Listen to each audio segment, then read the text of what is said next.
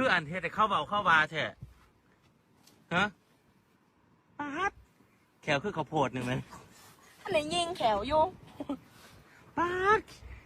สวยมันข้าวโพดเลยฟันอ่ะ เรียนสวยเหรอ เหลือง นั่นรับมุกพอได้เลย เอาอันนี้พ่อเป้แกงคอยนี่ ขอบคุณค่ะขอบคุณพ่อเป้แก พ่อเป้ด้วยเนาะ ครับพ่อเป้แก พ่อเป้แกงคอยนี่ ขอบคุณ แดกลงไป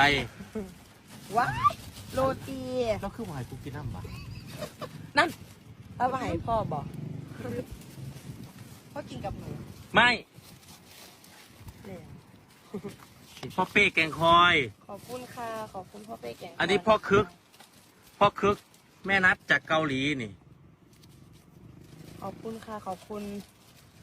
แม่นัดบอก พ่อคึกแม่นัดเกาหลี แม่นัดเกาหลีนะคะ ขอบคุณแล้วก็ขอบคุณพ่อเป้แก่งคอยนะคะสำหรับ พ่อเป้แกงคอยกุ้งอันนั้น ขอบคุณค่ะ กูกระหลุนอยู่ว่าอันมีของกูบอกว่ามีสัก ไม่เป็นไรพ่อกินกับหนู ฝากไปถึงพ่อเป้เด้อ การใช้กับสแต็กไป เดี๋ยวคือปากตรงไหนซันเด้ เอ้าปากเนี่ยนี่เพื่อใจได้เงี้ยอันนี้กูบ่ได้กินได้ พ่อแบ่งกิน เธอกับอุ้งอิงบอกกูกินยังมันสิหวาน ไว้ เนาะ ให้พี่อุ้งอิงเขาให้ไปรุ่นกินเล เอย อไปหลุดซะ เขาบอกให้ผู้เฒ่ากินได้พอ อันนี้ของอุ้งอิง แล้วก็อุ้ยกุ้งตะวันหนูไปจมยุหลานขายอยู่ตะวันแม่คือบ่มีกุ้งเผานะจ๊ะ ที่งานหนักไปนี่ อ่านยังพอหัวแต่ตื่น